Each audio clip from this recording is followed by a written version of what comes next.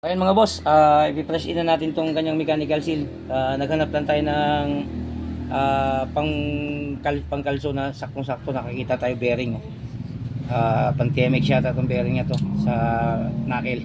Ayun, kailangan kasi pag nag-press ka hindi ito tamaan kasi kunting kung ito maselan to, nababasag to. Itong kunya na to.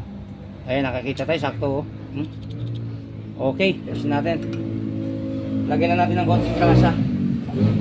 Pampadulas, huwag lang masyadong damihan kasi baka mamaya bumara doon sa may butas. Ayan, ayan yung butas niya yan. Pagka nagkatama kasi ang mechanical seal, diyan lumalabas ng tubig para iwas pasok doon sa loob ng makina. Kaya yung iba hindi alam, baka binabarahan. Huwag niyong barahan yan mga boss, yung butas na yan. Okay.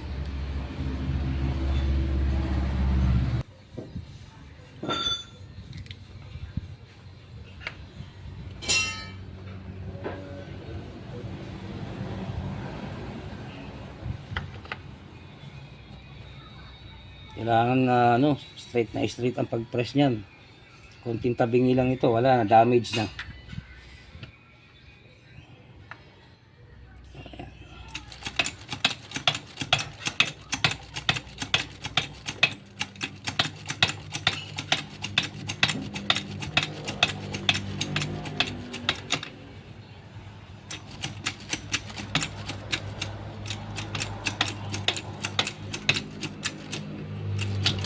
Okay.